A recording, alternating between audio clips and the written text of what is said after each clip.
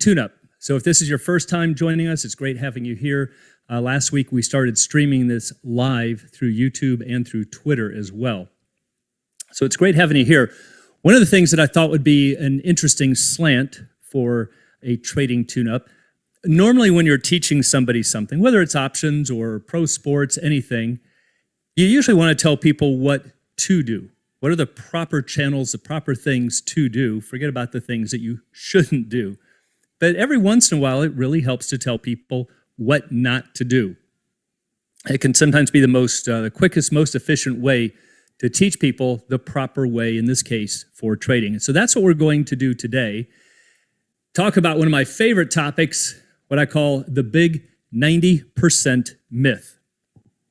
And the reason that I like this is that this is one of the most pervasive myths in all of options trading, and it causes traders to make bad decisions, to sell options for the wrong reasons, and it's just, you're never going to have good results if you're doing things based on myths.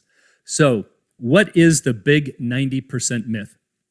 Well, as I mentioned, it's very pervasive in the options market. You can pull up a million websites that will all talk about this and why you should be a seller. But here's a really good example. Jim Rogers, one of the founders of the Quantum Fund with George Soros, in an interview in Jack Swager's book on Market Wizards, he said, "I don't buy options. Buying options is another fast way to the poorhouse. Someone did a study for the SEC and discovered that 90% of all options expire as losses. Well, I figured out that if 90% of all long option positions lose money, that meant that 90% of all short option positions make money." Jim Rogers, okay, so obviously big name in the financial world. It makes sense, but this is a myth of epic proportions. It takes second place to Bigfoot, but yet you're going to hear a lot of people, professionals and people who should know better, that don't. Now, first of all, when he talks about this study for the SEC, I have never, ever been able to find any study, any formal study. What you hear in the markets is people will say, well, it's a widely known fact. Or you'll hear something very vague like this. Well, somebody did a study somewhere at some point in time. I don't remember when. I think it was for the SEC. They never can pinpoint it. But they'll all say, this was the conclusion. Well, this is absolutely false, but it's actually one of the main reasons that traders love to sell options, because they say, gosh, you've got a 90% chance to win. What could be better? That's all you need to know. And they go off and they do this, and they end up actually on their way to the poorhouse for doing things for exactly the wrong reasons. So, if you want to win 90% of the time, let me show you why that's no big deal. Here's a demonstration I've done often with the Q&A and the webinars, but let's just make it simple. Let's throw 10 numbers into a hat, and let's say that if you draw the number 10, you're going to lose. All right, so we're going to mark that one in red, and that means you win on 1 through 9. You have a 90% chance of winning. Well, congratulations. Does it really mean anything? Well, we're going to throw the numbers into a hat, and now we're going to play our game. However, this is where people fail to see the connection. There's going to be a price, right? Nobody's going to offer this game to you for free. There has to be some kind of a price. So in this case, we would call this 9-to-1 odds in your favor. That means there's 9 ways to win, 1 through 9, and there's 8 to lose. So you have 9 spaces working for you for every 1 space that's working against you. And so the reason that we often talk about things in odds, especially in the gambling world, you'll hear that a lot in Vegas and at horse racing, sports betting, because it makes the math easy. If you have this is what's called 9-to-1 odds on, meaning that they're in your favor. All right, well, that sounds good, but it also means that you have to pay 9 times the amount of the prize in order for this to be a fairly valued bet. So the fair value of this game is 9. And that means, again, because you've got such a heavy skew in your favor, you're going to be winning 90% of the times. You got to pay $9 every time you step up to play this game and win $1. So what's going to happen if you pay something more than $9? Let's say even if it's $9.10. Now, of course, the closer you are to fair value, the longer it's going to take before losses start to show. But just to make it simple, what if you paid 10 bucks? Now, you can see right off the bat where somebody would say, if we liken this to options, oh, this option costs 10 bucks. And therefore, and if I've got a 90% chance of winning on this strategy, that's all I need to know. Doesn't matter if it costs me $100 to get in, I've got a 90% chance to win. Absolutely false, dead wrong. It's a misperception. So what do you suppose would happen if you paid more than fair value, in this case 10? Well, let's go find out. I did this in Excel, and I did it for 2,000 tries. And keep in mind, this red line right here is 0. You're not making money, or not losing money, or just breaking even. Couple of points in time early on, you beat the odds, but then quickly went below 0. So if you're ever going to beat the odds, it's going to be in the short run. Anything can happen in the short run. But over time, those odds start to catch up. So here's 2,000 tries at playing this game. It's a simulation in Excel. But what if we did it, you might be thinking, well, maybe that was just bad luck. What if we get to try it a second time of 2,000? Well, let's do that. And there we go. Not much better. Let's try it a third time. Not much better. How about a fourth? Okay, you see what's happening. It just doesn't matter. You can play this as much as you want, and you are going to lose, even though you're winning 90% of the time. So do you see the irony of it? That's why professional traders are not going to focus on the percentage of times that they win. It really has nothing to do with winning. Some of the most successful traders in the world win 30% of the time. It's more about finding an edge, and that's where we have to get into implied volatility versus historic, and those are all things we'll be talking about in the future. But right now, I just want you to see that even in a simple game, if I allow you to win 90% of the time, you are winning money 90% of the time.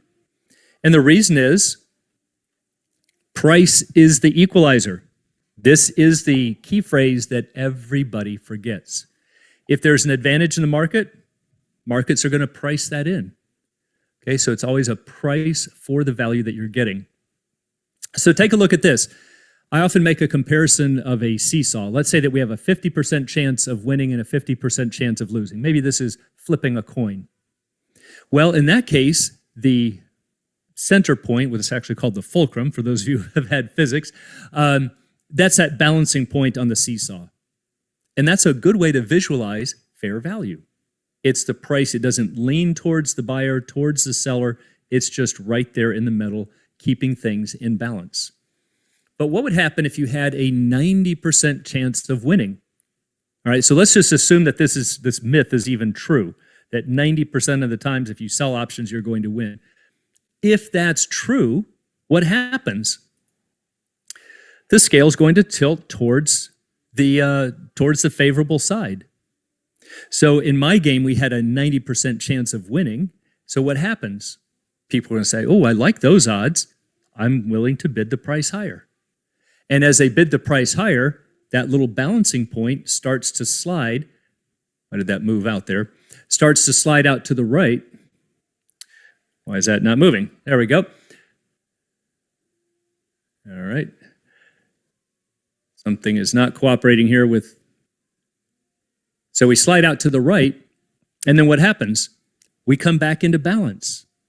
See, the fact that price moved, in this case it went up, it's not a good deal, it's not a bad deal, it's just fair. Well, what if price went up too high? What if traders got overzealous and pushed the price up even higher? What happens now? Think about it. Now, even though you have a 10% chance of winning out here on the left, it's actually the more favorable deal. This is what we just saw. If you're paying too much, this is not the side of the trade to be on. And now the seesaw tips towards the low probability. Seems kind of odd, but that's absolutely mathematically true. What happens in response? Price is going to fall until it comes back into equilibrium. So again, even if it were true that 90% of options expired worthless, what would happen? Traders would continue to sell it down, bid those prices down until it was no longer true. You can't say, oh, you're going to win 90% of the time, but you know what? I'm going to keep buying them from you, Mr. Seller, Yep, I keep losing my shirt. I'm losing 90% of the time, but you know what? I'm willing to pay that same price. It's nonsense. Of course, they're going to eventually adjust. And this is the part that everybody misses. All right, price is the equalizer. So don't forget about price. If there's a good deal in the market or something that's perceived to be a good deal, traders respond by bidding up the price. If the price is too high, well, it's no longer a good deal.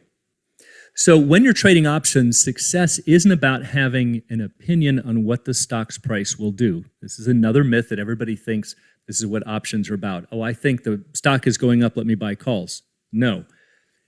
We have to see what is a fairly valued bet before we put on that strategy. And there are ways to do that. And again, we'll talk about those in the future.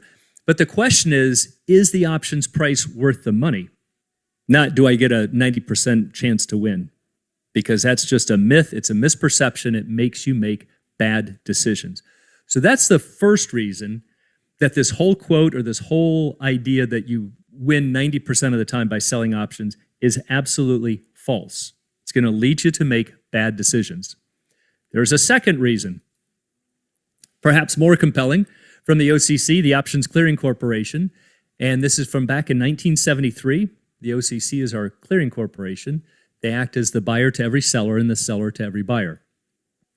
Well, the OCC also tracks options statistics, lots of them. And every single year, about 60% end up being closed in the open market. Just means if you bought it, you sold it to close, or if you sold it, you bought it to close. You just shut it down in the open market. That's a closing transaction. 60% of the time. About 30% go out worthless, and about 10% end up being exercised. All right, now in any given year, these are about plus or minus 5 percentage points on either side, but it's pretty close to these numbers. And you can look them up on the OCC's website. But take a look right here. Pretty consistent, 30%. Well, that's a far cry from 90% going out worthless. Now, here's another reason why it could never actually be true. Let's take a look at some quotes. Doesn't matter how big our quote board is. I'm just going to put 7 different quotes on here. I got calls on the left and puts over here on the right. Let's say that the stock price closed way up here at 120. Now, notice our strikes going from 85 to 115. If the stock closes at 120 or higher, what happens? The calls all have intrinsic value, right? The 115 call with the stock at 120 would be worth 5. The 110 strike would be worth 10, and so on. All of the puts would be out of the money. They'd all be worthless. And what do you notice? 7 out of 14, or 50%, expired worthless. What if the stock closed towards the other end, maybe below 80? What happens now? Now the calls go out worthless, and the puts have intrinsic value. How many? 7 out of 14, or 50%. What if the stock closes somewhere in between? Let's pick a number maybe down around 102. Now, some of the calls have intrinsic value. Some go out worthless. Same for the puts. What do you notice? We have 4 different rows or 4 different strikes that have intrinsic value for the calls, 3 for the puts, and therefore we have 7 out of 50 that went out worthless. But at no way can we ever get 90%. It's just physically impossible. All right, so that's even if we make all of it, and that's because for every call there has to be a corresponding put. And so there's no way that you can make 90% go out worthless. So it's actually impossible. But think about that. Something that is mathematically impossible, something that the SEC has tracked since 1973, and also if you understand just the role of price in the market, you would come up to the same conclusion that this can't be true. And yet people believe it. And they make all of their trading decisions based on options. Why? Because I read somewhere that 90% expire worthless. Now, why exactly 50%? Okay, we found exactly 50 in my examples, but the OCC is showing about 30. Well, we're not accounting for closing transactions. Remember, 60% are closed in the open market. 30% expire worthless. And then 10% will be exercised. So if we account for the closing transactions, you'd see that it was about 30% that actually go out worthless, but not even close to 90. So the main thing that I want you to get from this, especially for all of the new traders out there, just focus on facts. You have to, and don't be afraid to question something. If somebody says 90% of all options expire worthless, if you understand finance, you should say, well, that doesn't necessarily mean it's a good deal, because price will account for that. That would be a benefit as a seller. Everybody would want to sell. The price is going to come down until it's no longer true. All right, so just kind of think about that. I mean, think about your most volatile stocks that might have a $20 at-the-money option for even a couple of weeks. Do you have a 90% chance to win? You might. Well, then you should be willing to sell it for 19 and for 18 and 17 and suddenly down to 5 and 3. Hey, I'll still sell it. I'm going to win. How about sell it for $2? Sell it for $1. Sell it for 10 cents. So do you see what's happening? At some point, you'd have to say it doesn't make sense to sell it. Why? Because you're below fair value. And yet people still push this myth as the main reason for being an option seller. So if there's nothing else that you get from this presentation, it's not so much about what to do, it's what not to do. Now, I'm not saying to not sell options at all. I'm saying don't sell options because of this myth, because you think it's the road to riches and all you have to do is sell options, you're going to win 90% of the time. You will find out very quickly that that is a very big myth in the markets. So if you like things like this, you can imagine what a coach can do for you. If you can spend even just 15 or 30 minutes with a coach, it is invaluable. And so Market Rebellion is offering a free 30-minute one-on-one assessment or coaching call with one of our coaches. The number is 815-957-9125. So it's free. It's well below fair value, right? As a trader, you should say, I will definitely take that. You can't get hurt on this deal at all. But if it even gives you one trading tidbit that can help you to make money or to avoid losses, what's its value? So please give them a call. We do this, the schedule has also changed, by the way. We're doing it Monday, Thursday, and Friday, 4 p.m. Eastern. So please join us in the future. I'll be here again tomorrow at 4 p.m. And then we like to wrap up with some Q&A. Now also remember,